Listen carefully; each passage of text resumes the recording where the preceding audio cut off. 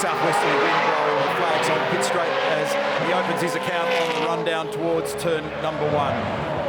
And that's the best part of 215 kilometres an hour, making sure that he doesn't get a curve out the other side. That was totally grip limited and it flew across the top of the curbs. Pulling the things up at the end of Wakefield Street into turn 4 is hard. There's painted lines, it's bumpy, it's a real challenge, particularly when you're doing this from a standing start. He's almost in. He is in. That's the stuff I was talking about now. All of the debris that was on the road there at turn 5. He was absolutely so committed. He arrived at turn 1 and turn 2 in typical Brody style. Plenty of fire in the belly for this guy. That thing also understeering pretty significantly through turn 13 there. So another lap with some compromise going in the highly complex areas up at the staircase and out towards turn 7. So the lap time at the end of it. We're at least not going to lose any positions so far. Nicely out the other side of turn 11. Now, unless there's a mistake at the final corner, this is going to get him to the top. It'll give us an indication as to what the track might be in a mistake-free run, but it's a long way from where it was earlier in the day. No wheel spin out the other side, and he's just stitched together a nice lap there to pull together a 21-1 at the end of it. And that's really the first genuine number. Personal best numbers for him, not session best in the mid-sector, but he was the fastest in that first sector. Out of the final corner nicely. And is this going to get him up over the top of Tom Randall? And it does with a 21 Good job, flat. P1 at the moment. Good job there. Good job. Right, 1.5 tenths. 850 degrees front brake temperatures into turn number 9. Gets it pulled up nicely, makes that marker. This is a guy with a lot of success already in junior categories. 12 times a winner in this category, 44 times on the podium, 8 times he's generated a pole position, and if ever he needed a career pole or something at the sharp end of the game this weekend, it is right now at this moment. Critical day today for him, Saturday. 250 Ks to come later in the day to stay in this battle. Where does he land? He lands nicely to 20.8 at the top of the tree. Nice lap, very, very nice lap. Run now to 8. How brave can he be?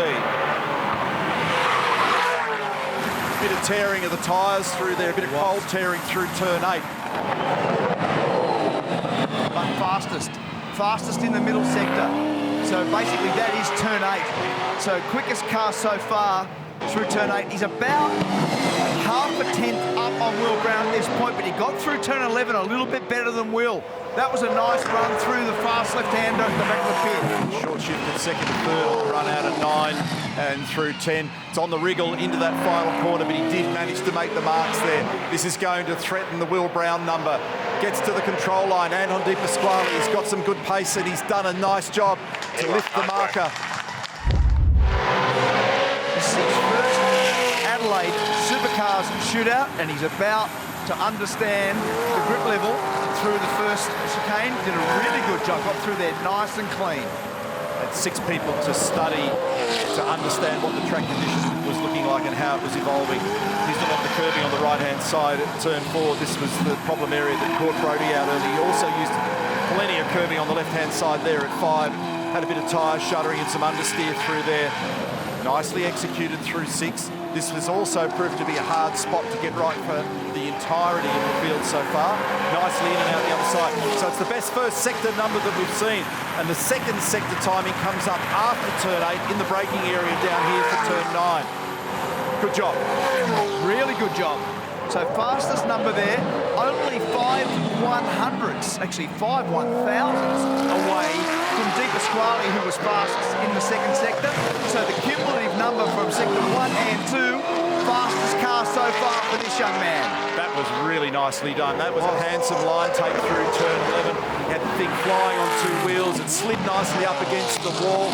He's using every millimetre on the braking approach. This is a precision lap in really challenging conditions. He's done the same on the exit here. This is going to vault him. Here we go. He's a factor in this story this afternoon, and he's gone to the top on a 20.4 for what is highly likely to be a career best for him. What a great performance, Aaron Cameron. Stunning lap. Well done. Stunning.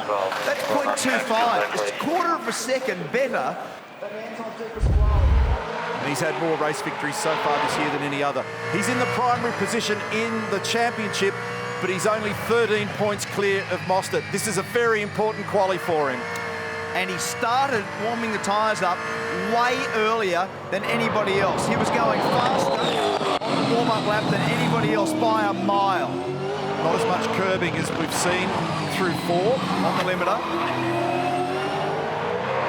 That looked good, and the track cleaned up nicely there as well. We're about to get a read to see whether or not the stopwatch agrees with what we're seeing, and it does. He's gone quicker than the rest of the field so far.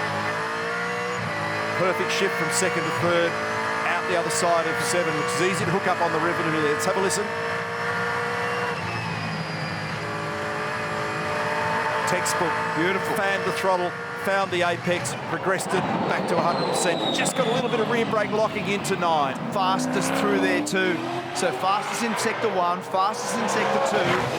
And well, watch his technique. He's so smooth with his inputs, so delicate with the throttle application, and so deep under brakes. This is the last bit of the challenge. Gets it stopped, feeds it gears, uses some engine braking, turns it into the final corner, gets it to the apex, uses the outside berm for that outside curve to get it off the corner, and he does a 19.9.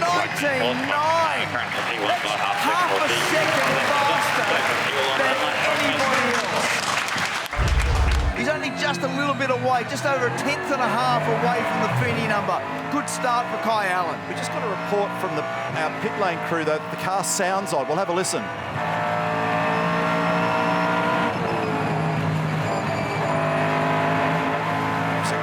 Run through turn 8. The first numbers indicate that not too bad. It's best part of half a second, 4/10 of a second away in the midst of the play. It doesn't sound right at all. It's got a header. Yeah. It's got one cylinder out by the sound. Yeah, so it's 5K down, wasn't it, at the speed trap? So yeah, there's definitely something wrong with this thing. Yeah, this is so terrible. Isn't it? What a business.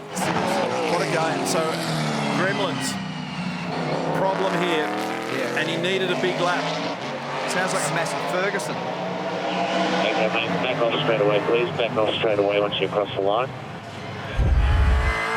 Coming into the final complex, is this going to be enough to knock off Brock Feeney?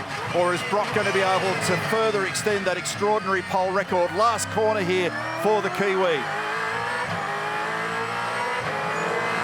Let's study the numbers here. Does he get it done? No. Drops into position 3 at the end. And Brock Feeney does it again. Career pole 26, season pole 18. He's the king of the single lap.